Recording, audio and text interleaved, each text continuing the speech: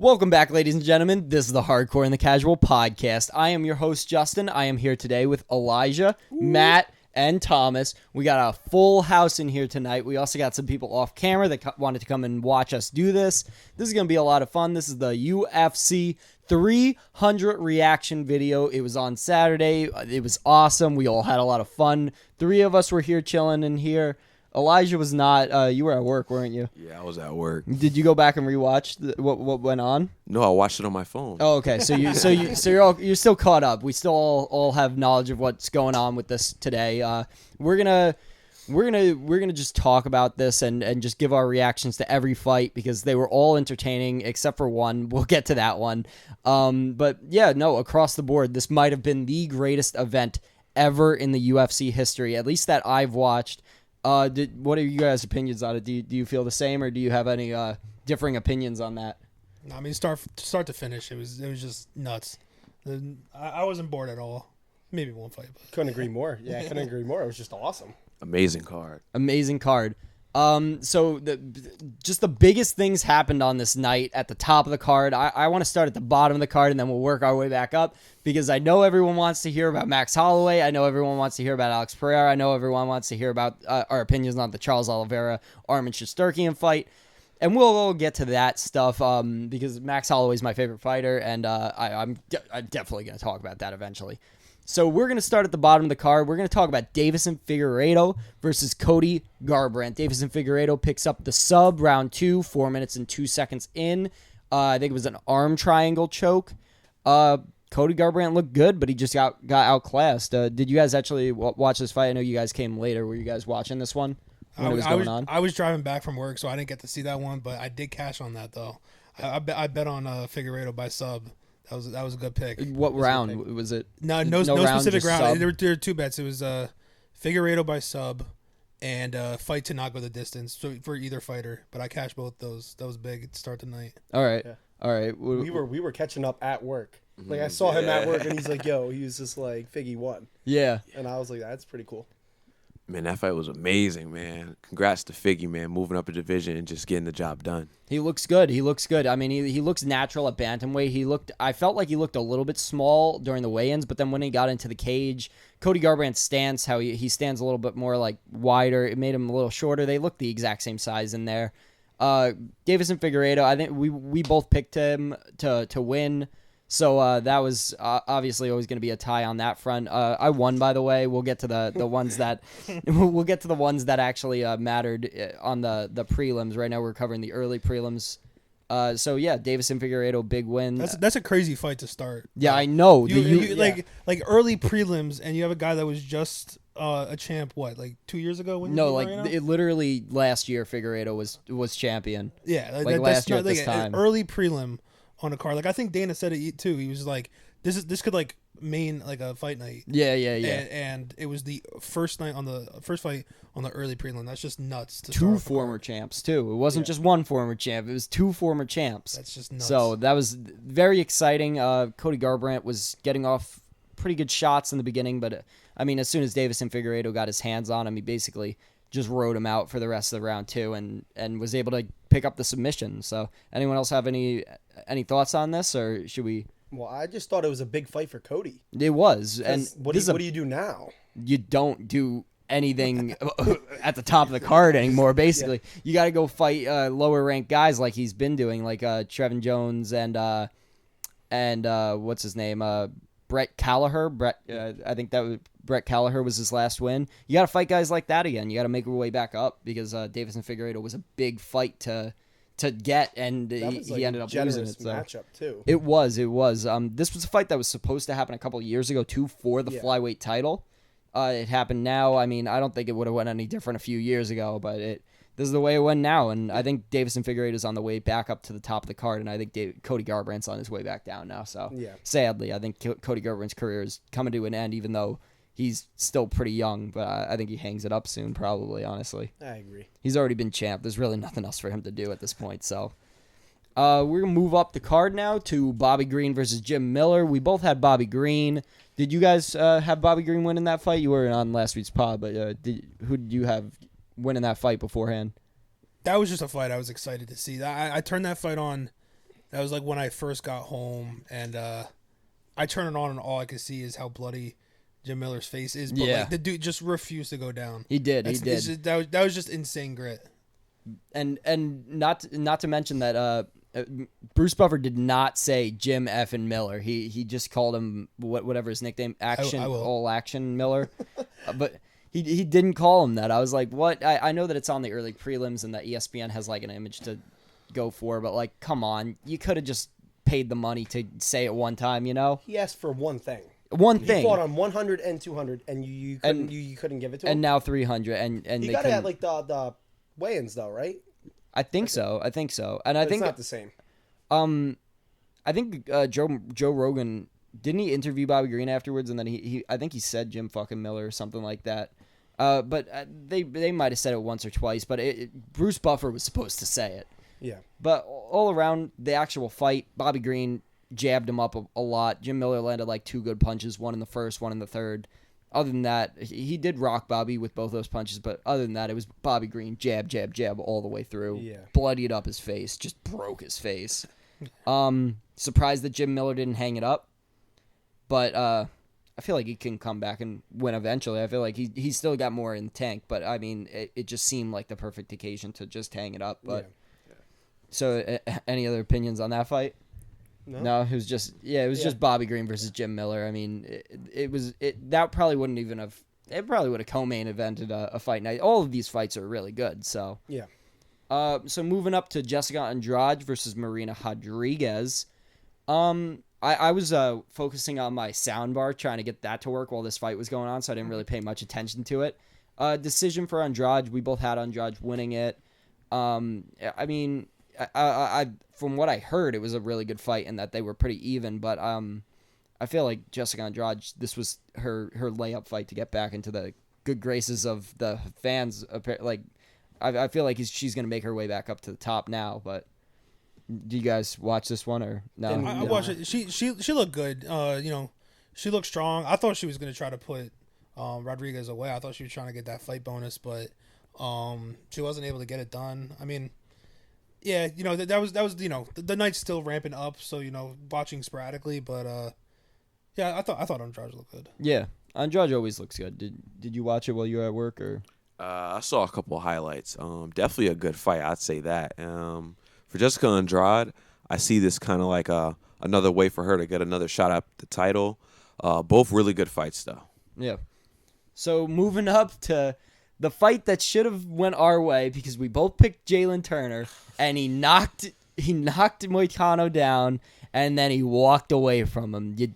From every time that this happens, the guy gets back up and eventually comes back and wins. And that's exactly what Money Moicano did. He won by TKO second round. I think it was ground and pound, just wear it on Jalen Turner.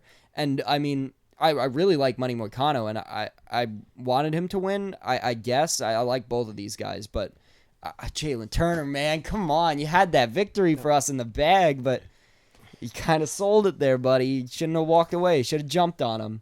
Do you think he was going for the walk-off, or do you think that he wanted him to stand back up? He wanted the walk-off? I think he wanted the walk-off. He definitely wanted the walk-off because he punched him, and then he went down and he walked away. And then as soon as I forget who the ref was for that one, but as soon as he saw that like he wasn't jumping in, he put his hands up. He's like, "What do you mean?" And he even pointed down. Yeah. But like I watched him go down. I didn't see anything there. I didn't see like what he thought he saw. Yeah, like, it looked like a guy that just got dropped. Yeah, but like he wasn't knocked out at all. No, he was just on his back. Yeah, and he got up right away, and Turner was still like, why is this fight still going on? I don't know.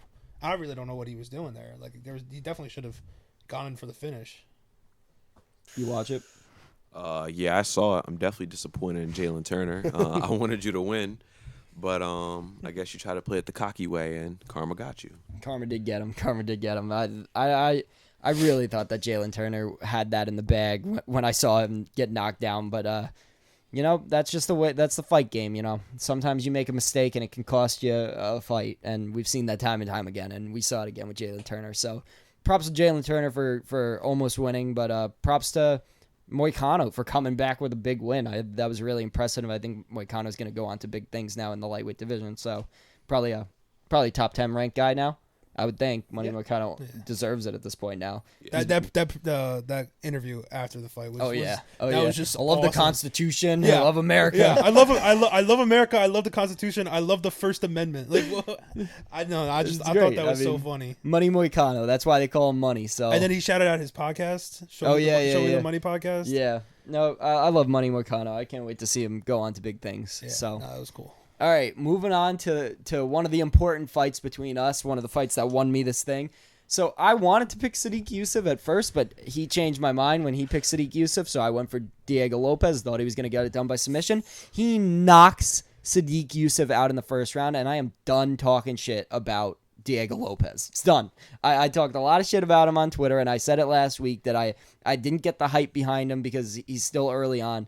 He goes out there and knocks out Sadiq Yusuff, the guy that just beat Edson Barboza in his last fight. And I know Edson Barboza is on his way back down, but come on, man. He knocked him out in the first round. Like, that was crazy. Diego Lopez is on to big things now. How quick was that one? That one was like 1 minute and 29 seconds. 1 minute 29 seconds. I was still at home at that point, and I'm watching with my brother, and he like went to the bathroom. I forget where he went. Maybe like he was going out that night, so he maybe get dressed or something.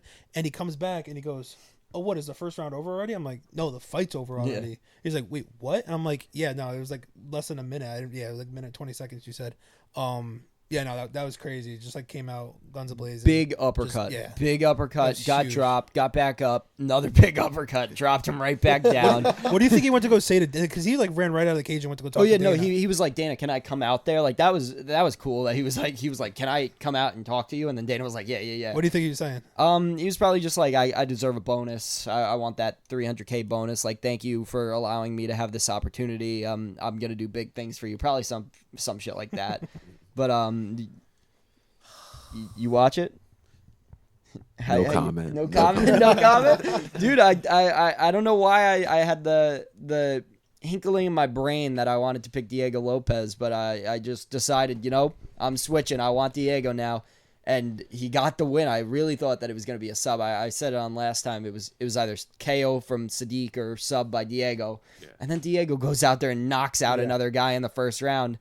I get the hype now. I do. I can change my mind on fighters, and I've changed my mind on Diego Lopez. I think he's going to be getting a top 10 opponent soon for the featherweight division, probably like an Arnold Allen. I think that would be a great fight for him, Diego versus Arnold. I think that could main event a fight night. Yeah, I just want to say, Diego Lopez, I've always loved you. I've always put money on you. Keep doing it. Loved it. I had Lopez inside the distance. Yeah. So either KO or sub. That one cash. I was so happy about that one. That's a smart bet actually. Yeah. Inside the distance. Yeah. Especially with Diego now, like he had that one slip up against Evloev, but ever since then he's been putting people away. So I get it. I get the hype now. Keep it going. Keep it going. Keep it going, dude. So I like the hair. Yeah, I like the hair too. The mullet gang. So moving up, we've got the woman that actually managed to make weight. Thank God she made weight. 135. I think she weighed 136 for the fight. Kayla Harrison picking up a sub round 2, 1 minute and 49 seconds in against Holly Holm.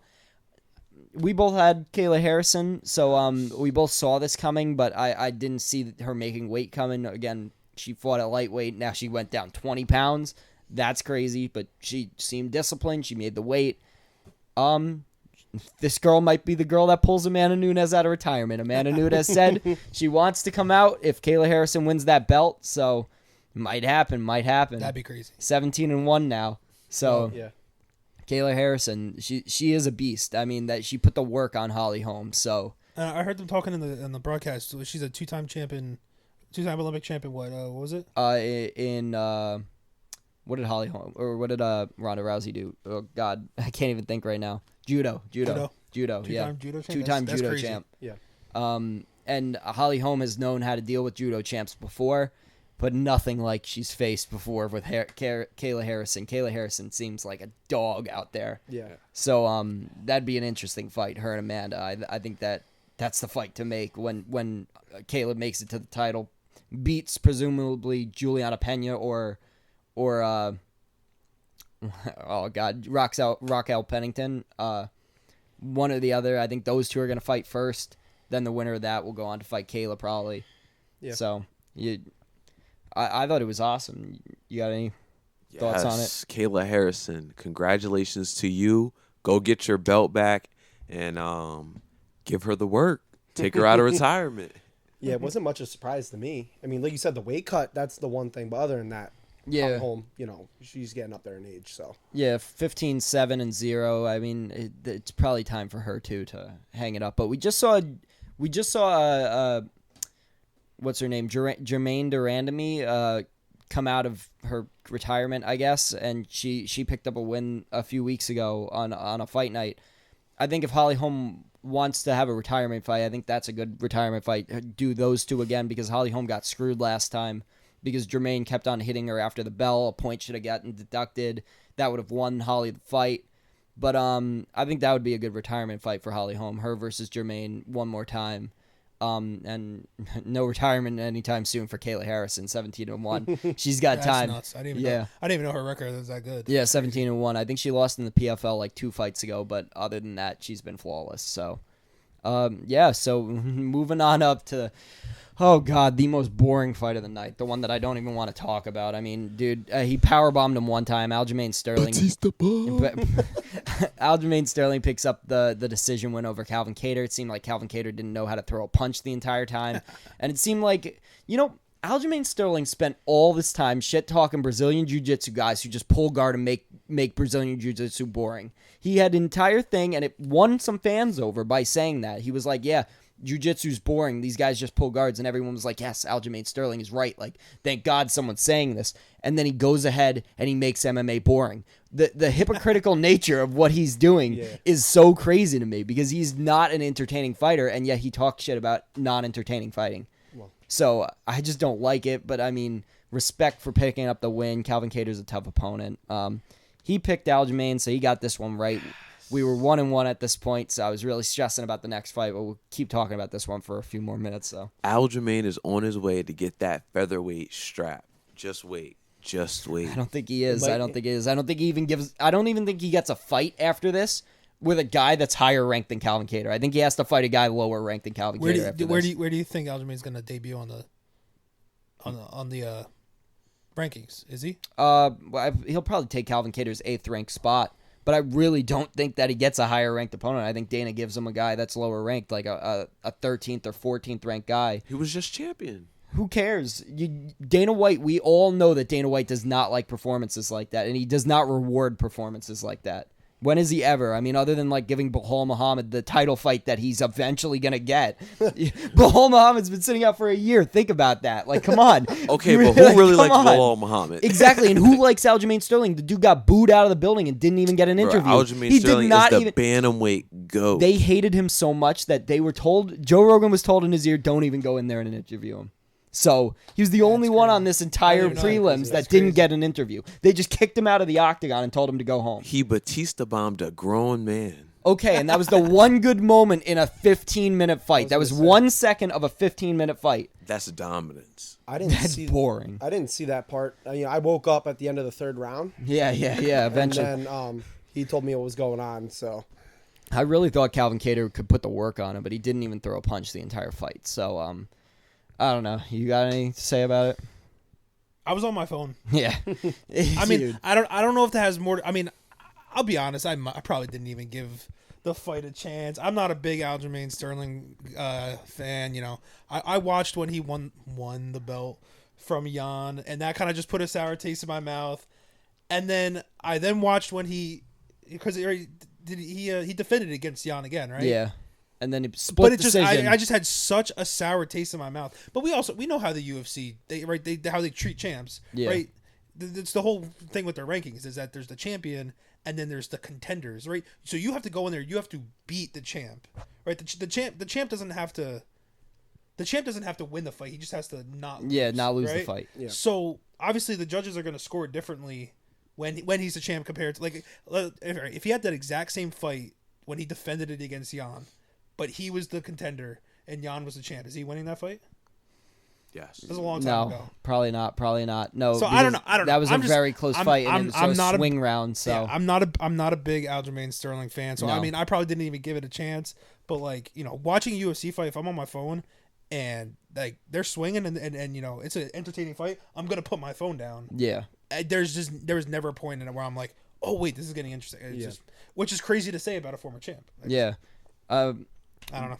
The only thing I got to say about it now is that Aljamain Sterling makes the UFC stand for the ultimate fighting cuddling. Like it's just you're cuddling people. That's what you do. You're the ultimate cuddler. So I don't know. I actually had it as one of my underrated matchups that I was excited to see. I Yeah. thought the styles matched up like pretty well. It'd be an interesting fight. It just didn't work out that way. Sometimes it just happens like that. The backpack Aljamain Sterling. Did you have any money on this one, or you didn't bet on it? I think I had Sterling sub. Sterling I think I had sub. Sterling sub. Yeah. Well, And who? just, I mean, and like, When's the last time he's picked up a sub? Corey Sandhagen, 2021. No, I think it was like 2020. Corey Sandhagen. So that. At this point, dude, you got to start doing something. I don't know, man. You're never going to get a title fight doing performances like this, no matter how much he wants you to. It doesn't matter what he thinks. It really doesn't. You're not getting a title fight anytime soon, buddy. So, moving up, this was the important one for me. This is the one that won me this. Yuri Prochazka versus Alexander Rakic. Rakic was winning the fight through the first round and then was winning the fight through the second round, and then he got caught by Yuri. And that punch made him do a chicken dance, and Yuri got on top of him, and he was laying in punches, and I was like, Herb, stop the fight already. Like, dude, just let me win. Just what are you doing? Why are you giving him such an opportunity to get his wits back about him? He's just beating his ass. And then Herb was like, yes, it's over. And I was like, yes, I won the predictions. And that's what made me the UFC predictions champion, because I beat you 2-1. I had Yuri. And I had Diego Lopez. And you only had Aljamain Sterling. I don't think you had Yuri. I did have Yuri. You can I go don't back think and watch. so. I really don't. No, think so. you Instant picked replay. Alexander, and I picked. Yeah, roll a we clip. cut it. Roll a clip. No, I had Yuri Prochazka. You could go back and look at it. I won the predictions. I've rewatched the video like 10 times now. I had to edit it. And I rewatched it. You're telling me that I didn't pick Yuri Prochazka? Not before. Nah. All right, you can't all right. switch later. Casual over here. He's a casual of my own podcast. That's what's going on over here. I am the expert. You were very excited when Yuri won. I know, because I had him winning. And it damn near jumped Just on the about. table. Just I was excited like as hell. that was like a lot of people were like just piling in, and like I feel like someone was like saying hi, and like someone like maybe that hasn't even been here before, and Justin's damn near on the table like jumping up screaming, and I was like, Shit was ridiculous. It was like, whoa, what's all I going on? needed. All I needed was Yuri to win, and he was losing. And I was like, damn, he's going to lose. He's going to lose by decision. And then all of a sudden, he catches him with that 1-2. Rakic just runs across the octagon away from Yuri and then just crumples to the ground. And I was like, yes! I was so excited. So it was a great fight, too. it was a good moment for Yuri, but I wasn't that impressed with Yuri. No, he didn't look that great. I mean, he got the knockout by doing his weird style, and that's kind of what he does. I mean, he kind of loses most of his fights until he doesn't.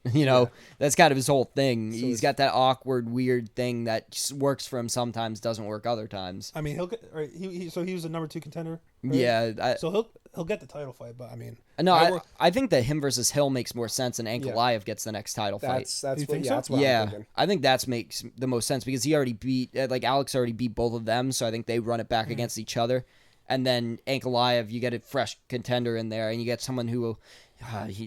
You'll get someone who will actually try to take Yuri down, but he's already said that he's not going to try. He said he's going to try and kickbox Alex Pereira the entire time, and Why? we'll get to it later, but I really just need to see Alex Pereira fight someone who's not a striker. We get it. We'll get to it. In The a minute. GOAT. Yeah. We'll get to it. We'll get to it. We'll get to it. We'll get to it. It's not right now. We'll All talk right, we'll about get that there. when the time comes. But yeah, so Yuri Prochazka, big win. Anyone got any thoughts on it?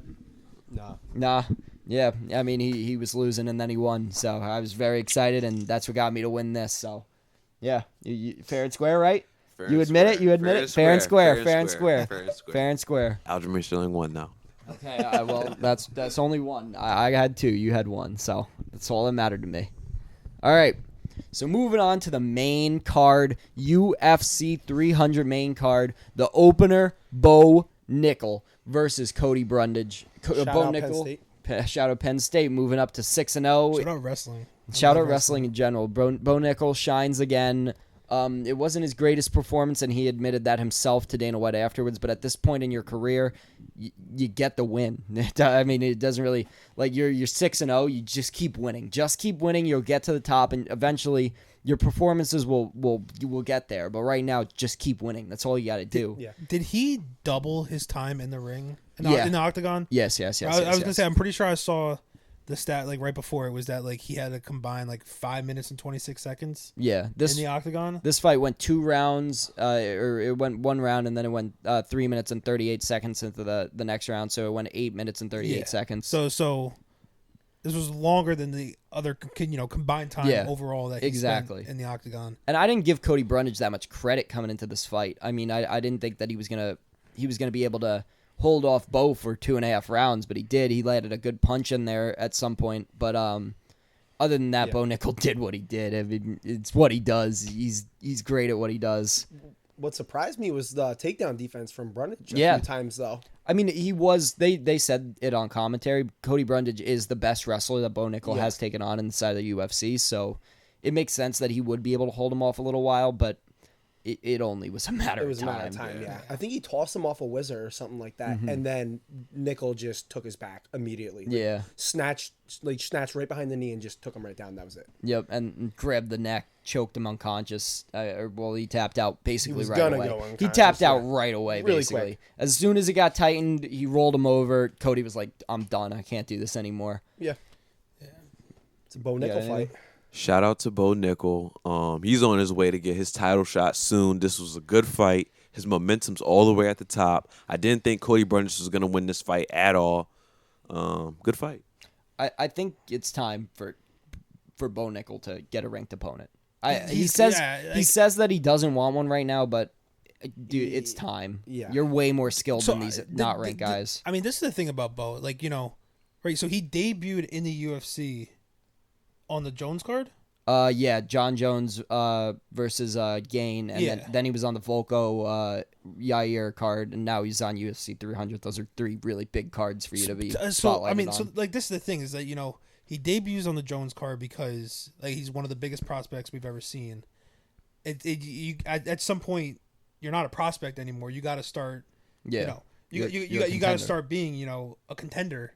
So like him saying, "Oh, I don't want a ranked opponent." Like, is he really going to start with debuting on John Jones card, and then going to the Volk and then going to UFC 300, and now what? And then now he's going to go down, keep fighting unranked guys. Like no, like it. Especially I love Bo. I love Bo. I'm a big wrestling guy. I love college wrestling. A big Bo guy, but like he's got to start. You got to start making moves. And this whole thing about him, like. I was talking to my friends about it in a text chat. Like, he wants to be a villain so badly, but like nobody wanted to make him a villain. Yeah.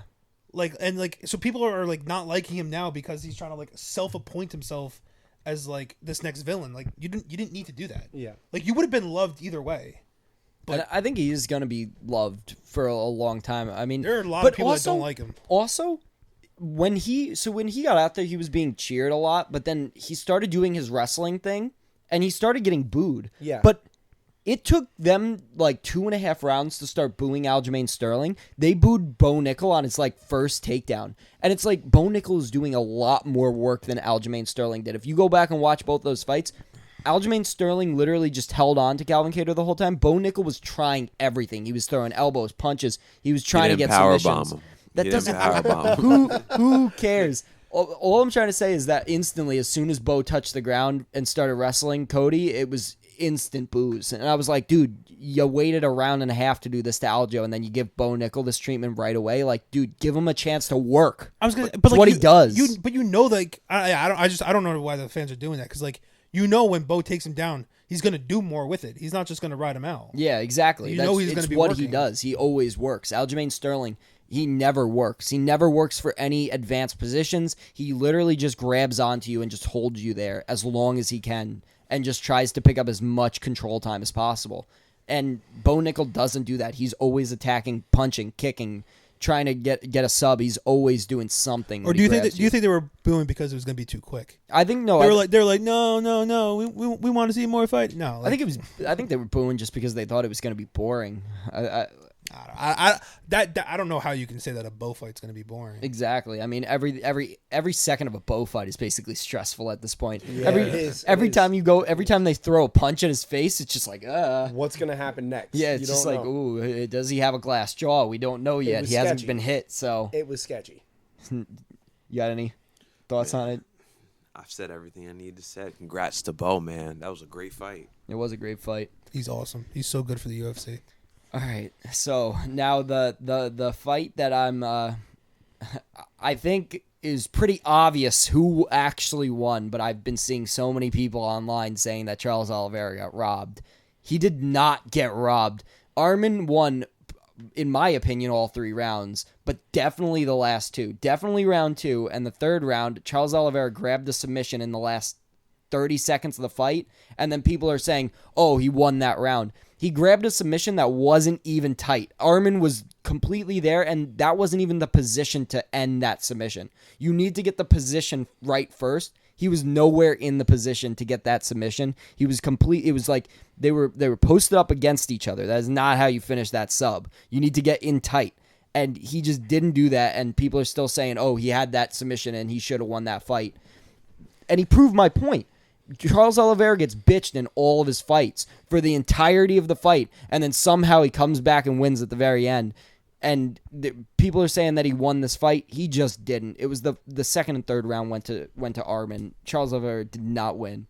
Yeah, I agree. I think the showmanship at the end got a lot of people. Exactly. When he stuck the tongue out and everything, they're all excited. It was the Volko effect when Volko was fighting Islam, and then that last round I was just about to say that. I know me and you are the crowd Volko reaction. Guys. And that's what I was going to say. It was probably just a crowd reaction. Like, the crowd wanted Oliveira, so anytime Oliveira does something, you're going to hear the crowd go crazy. The announcers are going to get a little bit louder. So then you watching at home, you're like, oh, okay.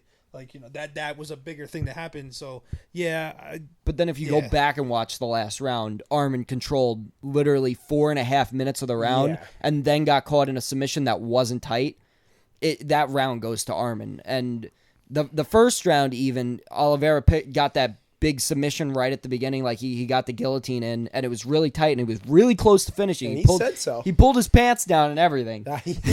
So he was real close, but then Arman flipped position, got on top, landed elbows, and did more damage in that round. And if we're counting damage over submission, then Arman won the first round too. But I can see why you would give Charles the first round, because he was closer to finishing the fight.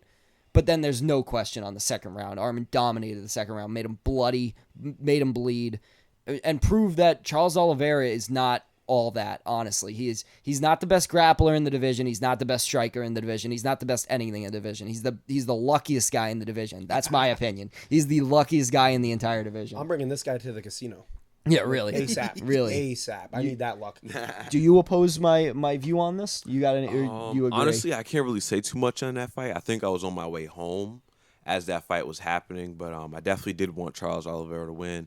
I don't think his career is over. I do think he could bounce back. I do think he has the juice, but anywhere title, nah, he could probably fight like Conor McGregor at 170. Yeah, we got this one wrong. I think we both said Charles Oliveira was going to win, but I wanted Arman. Yep, but Arman won. It was a split decision. It should have been unanimous, but it wasn't. Whatever. If you think that Charles Oliveira won, you're wrong. Sorry.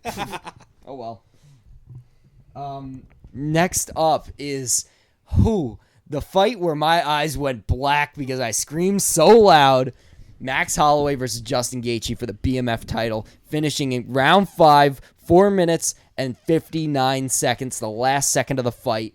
Jesus Christ. Fight of the year, most likely. Just, oh my God. I can't even talk right now about how much I was excited. I was on the edge of my seat right here. I was literally on the edge of my seat. I was sitting like this the entire time. Just going. You were sitting? Yeah, no, my shirt came off after it happened.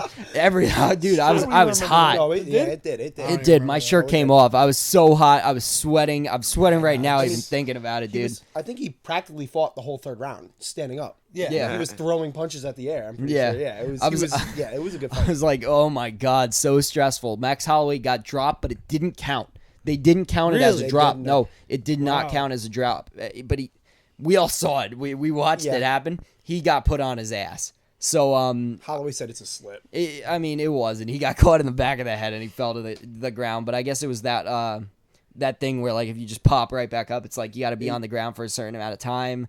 It's all weird rules that they have. He got dropped. It's like the Covington takedown on Usman. Exactly. DC said it's 2. It's 2. If it's 2, it's 2. But it all depends on what the stats say. And the stats say that Max Holloway is still 22 fights, never been dropped in the UFC. So pretty cool. Didn't get knocked down on the stats, but I mean, Holloway was standing, knocked down, and then he was. Holloway was on the ground. I mean, And I mean, it was a great fight all the way around. Max Holloway broke Justin Gaethje's nose in the first round with the last strike he threw in the first round. The spinning heel kick got him right in the nose. Gaethje was not the same after that. I mean, Max won the first round anyways, even without that. Yeah. But I mean, he broke Justin Gaethje, not just like physically, mentally. I think in that first round, Max Holloway broke Justin Gaethje. It seemed like it. He had a good pace still. Gaethje still had a good pace all the way up till the end.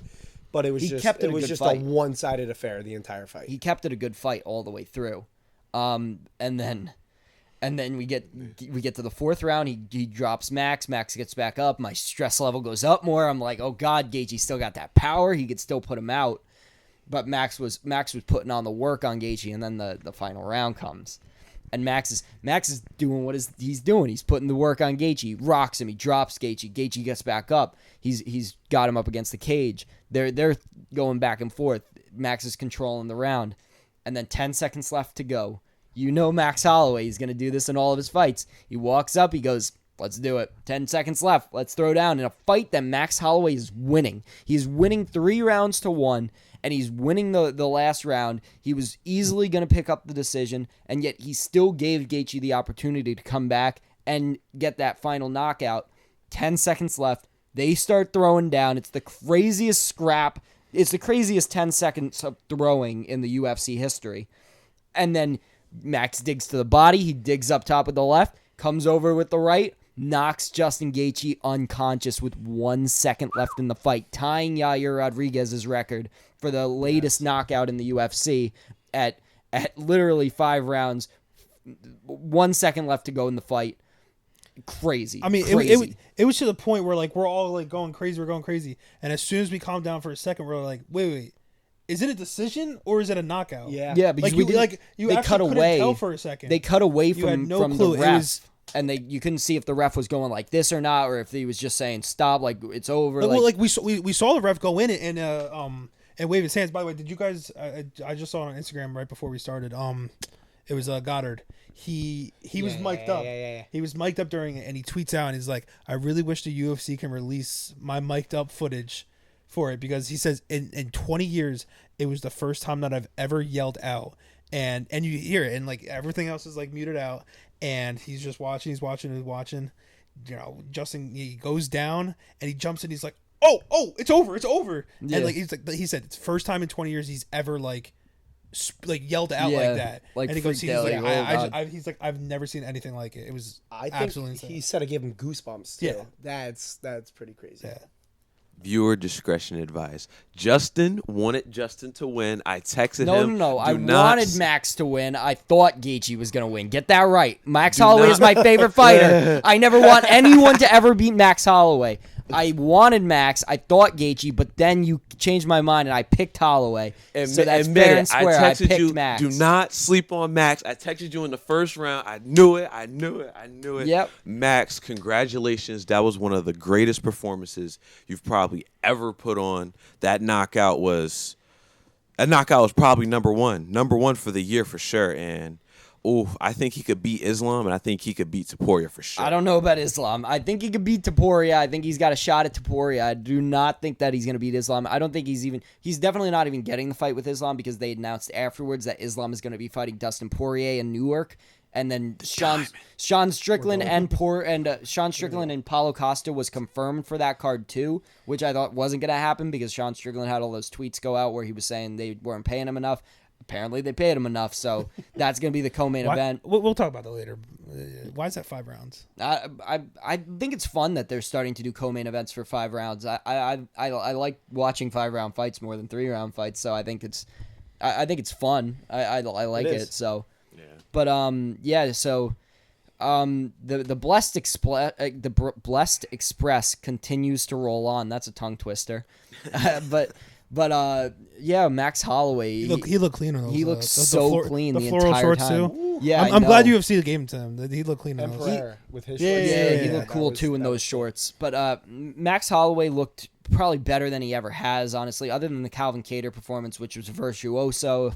There's really no beating this performance by Max. He outworked Justin Gaethje at 155, and he looked healthy. I was Like just he gonna looked say, way. he looked really good at He looked 155. way healthier than he did fighting Poirier. Like Poirier, he kind of had he also had longer to prepare for this fight. Poirier, I think, was 6 weeks notice. This one was like 10, so he had more time to prepare too. He didn't look like he had like the bigger face against Poirier. He didn't have that against Gaethje. He looked like a 45er with a bigger frame at 55. He looked good. I mean, his skill level was there. His power was there. His speed was still there. He had every attribute, and I did not give him credit for how strong his chin really is because he got punched really hard by Gaethje a lot and didn't even flinch most of the time. Yeah. He took it and then came back with like 5 more punches on Gaethje, and it's just like, dude, are you ever gonna get knocked out? Like, knock on wood, please don't. But like, Ilia Topuria, that's a fight I want to watch now. That's a banger of a fight, and that's a fight that needs to happen. I saw Volk's reaction on YouTube. Yeah. He didn't question it. I mean, he heard Max Holloway say, "I call for Ilia Topuria," and he didn't say, "Hey, no, Max, that's my fight. I beat you 3 times. I want that fight." He kind of just said, "That was a good performance by Max. That was great." He was very shocked. It was awesome. I think he likes Max. Yeah. He was 100% rooting for Max. It was like when Gaethje rooted for Dustin in the Benoit Saint Denis fight, and then that video came out, and Gaethje was like, "Yes, Poirier won." Yep. Same thing as Max doing it with Volk doing it with Max. So, I mean, it's good to see that they still have like that. Oh God, like we're rivals, but we still respect each other kind of thing. It's a business at the end of the day. Yeah, and geez, how good is Alexander Volkanovski, man? Because like if Max Holloway is this good, how good is Volkanovski? Because there's a question to be had that those wins over Max Holloway are aging like fine wine at this point. Because Max Holloway is getting better in each of his fights. The Arnold Allen fight was impressive. Then he knocks out Korean Zombie. Now he knocked out Justin Gaethje. This is getting ridiculous. This guy deserves the title fight against Ilia Topuria. Those are my 2 favorite fighters, and I think that's going to just be an awesome fight. Don't think it happens in Spain. Don't think it happens in Hawaii. I think it's probably going to happen in Vegas. But, yeah, no, I'll be tuning into that one because that's going to be a banger. Take my money now. I don't know who I have in that fight yet. That's going to have to happen. Do we have a MSG fight lined up soon? I don't think a card is lined up right now, but we've got the Newark card, so I think they're going to probably go around a little bit before they come back to the New York, New Jersey area. Yeah, we just had AC fight night. Yeah, so there's a lot of New Jersey around, so I think they wait for MSG for a little while. Connor versus Chandler was probably the best pick for MSG, but that's going to be happening in Vegas, I'm pretty sure, at 303. Yeah, 303. June 29th, yep. Yeah, so International Fight Week. Oh, yeah, I didn't even pick up on that. That's 303. So, we can talk about that later. 301 probably gets canceled at this point. I bet you they cancel 301, make that a fight night, and then make 302, 301, and then 303, 302. And because I really don't see them making us pay that much money for Pantoja if Alex Pereira can't make that date. Because I think Alex, like he said, he wants Tom Aspinall in Brazil, but I don't think he makes the date. He had the foot injury, and Dana White kind of nixed the idea in the press conference. He was like, "Nah, I don't like that idea." So I think if Alex doesn't make that date, they probably make that a fight night rather than a pay-per-view. Yeah, I was just looking at that card earlier. I think that's about the best thing they could do with that card. Jose Aldo, that's cool. He's coming back, but Yeah. Oh, that's cool. I don't think it's pay-per-view caliber, honestly. No. I mean, I like all the fighters on it. It's just not. I'm not paying $80 for it. So No. So does anyone have any last remarks about Max Holloway versus Gaethje before we move on? I think we talked about it a lot. Holy shit. Yes. Yeah. Yes. Yeah, that is the best you way to say that sum it again. up. I mean, My eyes went black from screaming so loud, and they did again for the main event, but we're going to talk about the women's strawweight fight for a second. Wei Li versus Yao Shannan. Should have been over in the first round because Yao Shannan definitely got choked unconscious in that first round. Oh, yeah, that was crazy. That was crazy. I think I had I think I had Weili. Weili, yeah. But I think I had a sub in there. Oh, No. That fight I just had does not go the distance, so I was just pissed off. yeah, it did go to the distance. Jan, I think, landed a couple knockdowns, couple takedowns, but other than that, it was Weili's night. It was Weili's night. She choked her out in the first round and managed to win a decision. Second person ever to win 2 times in a night. So yeah, I mean, Weili is very impressive, and I don't see anyone beating her anytime soon. But Yao Shannon did give a better performance than I thought she was going to give, especially for getting choked unconscious in the first round. Yeah. Do we have any other opinions on this? Or Congrats to Zhang Weili. Yeah, congrats. I mean, she is awesome. It's just that I want to see her against opponents that will actually, try to put a pace on her, because at this point it doesn't look like anyone's gonna beat Weili. Yeah.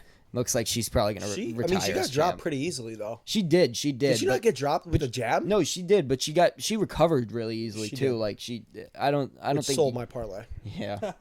Oh well. It is what it is. It is what it is. Could always donate more next week. All right. So I think it's time to move on to the main event of the evening. Alex Pereira versus Jamal Hill. Another fight where my eyes went black from screaming so loud after it happened. I'm not even kidding. I literally couldn't see for a second after this fight. It was so nuts. The little push away, not even looking at the dude, just pushes Herb Dean out of the way, walks over to Jamal, 2 steps, bang, left hook. He brushed it off too. I mean, nut kick. He gets kicked. I mean, when you look at the replay, it doesn't even look like it hit that low. Kind of like maybe hit the top. Like probably Herb just wanted to come in and be like, "Hey, you good?" Make it a little higher, make it a little lower, and then he was going to start. Like I don't think there was going to actually be any stoppage, but I mean, Pereira, he brushes it off. Like actually, like brushes his stone face. Herb comes over, doesn't even take his eyes off Hill. He's like, "Stop!" Like, I got this. And 5 seconds later, Hill's on the ground. I mean, let me cook.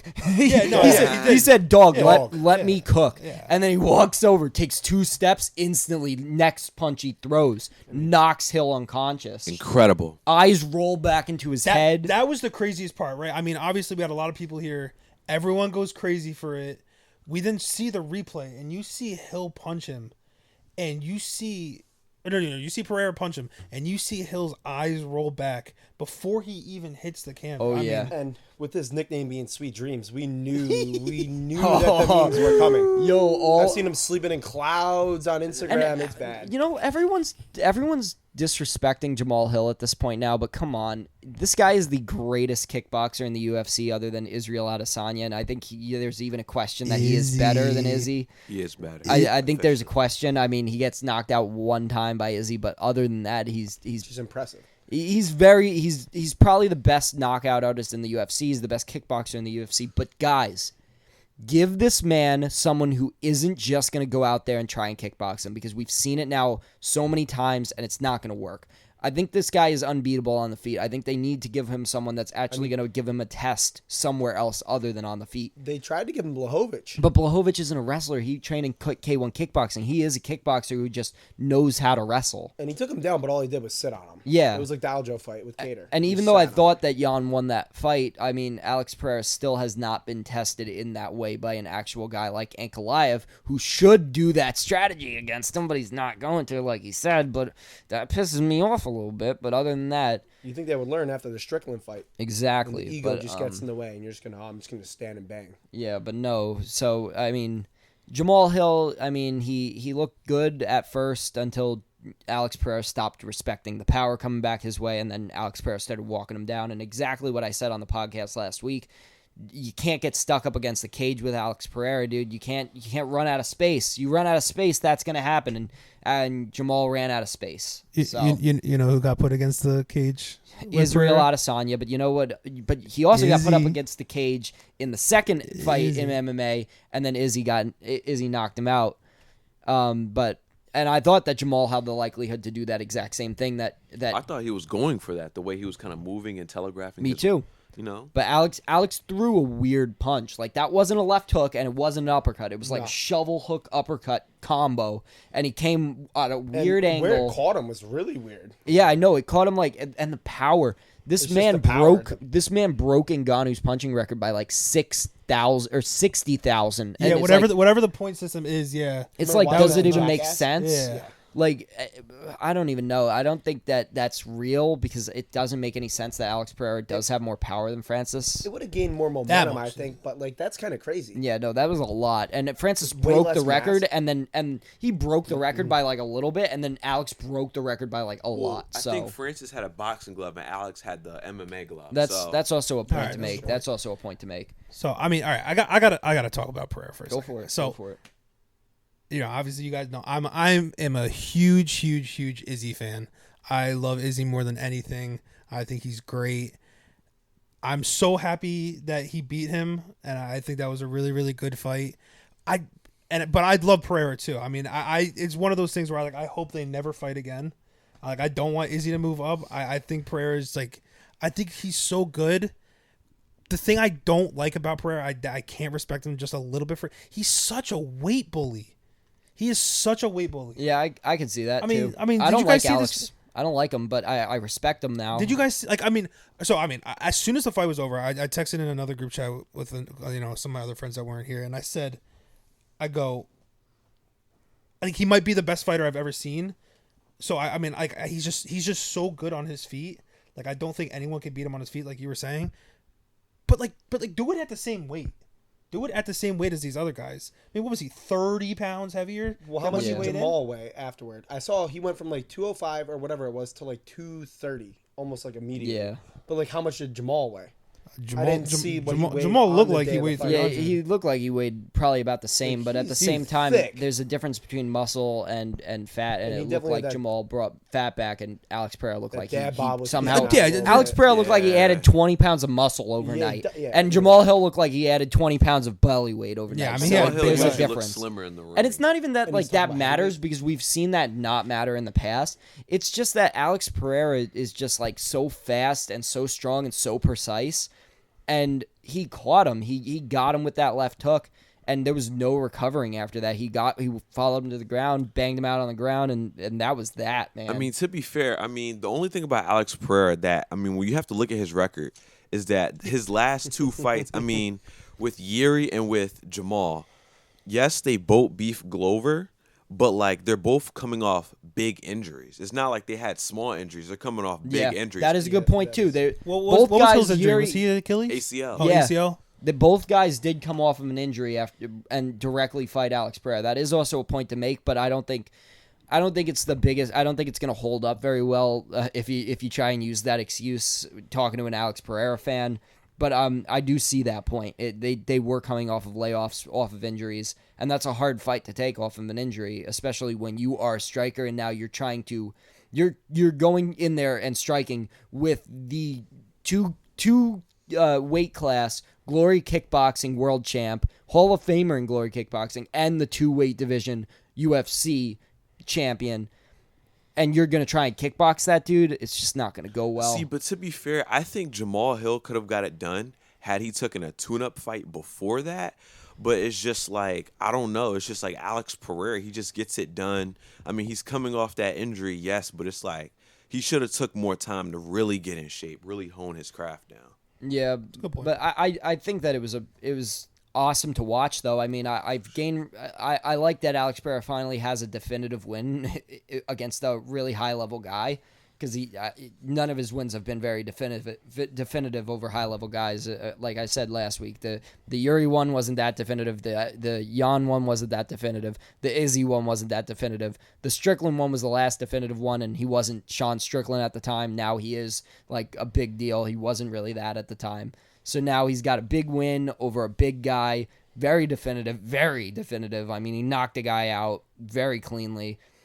And it was just awesome to watch. This guy is a stone-cold killer, and I respect him. I just don't like him that much. He's just not my favorite fighter. But I thought that entire showing was very cool and very awesome. Watching him in this fight, I don't understand how all of his other wins aren't like that. Exactly. I don't understand. How is he not just walking him down and just punch him in the face? I don't know. I don't know why guys aren't shooting. So strong. It's insane. I mean, he's literally got stone hands. Yeah, and I thought that was very fun. I mean, Max Holloway ended up getting 2 Performance of the Night bonuses. Alex didn't get any. I really think that he should have gotten a Performance of the Night bonus. I respect. Yuri got one. Yeah, he did, and I respect Max for getting 2. Because he deserved 2. He deserved a performance bonus, and he deserved a Fight of the Night bonus. So how many Fight of the Nights do they give out? 5. No, they usually give out the one Fight of the Night, and then they give out usually like as many Performance of the Night bonuses as Dana White feels like. But Dana White did give out 300,000 bonuses rather than the usual 50,000. Yeah. So I guess that's why he only paid Max and Yuri. But Diego Lopez should have gotten a performance bonus. Alex Pereira should have gotten a performance bonus. Alex Pereira got the pay-per-view points. That is true. I think Aljamain should have had to pay money. Yeah, no. Aljamain He should have had to pay someone else's bonus. Aljamain Sterling should have to give all of his money that he made from that fight to Alex Pereira just for saving the card. Like, come on, dude. Yeah, get your taxes in. I don't know what time is it. Yeah, Before really. 12? You're a little Finish late your now, taxes. yeah. Yeah, so it is getting a little late. We've run down the entire card. Is there any final remarks from any of you that you want to talk about before we sign off? I mean, this was an awesome card, and I want to give you guys the opportunity to say anything else you guys want to say. So You want to start, Elijah? I'm gonna start off like this. I'm ready for the next UFC event, UFC 300. It was great. Dana White, thank you for booking all those great fights. Dana cooked, bro. Dana Yes. cooked. He cooked. Let's so oil hard. that man Oil up. that man up, dude. Oil him up and let's cook him. You know. Yeah, bro. He's cooking. He cooked at this one. I just thought it was a badass card overall.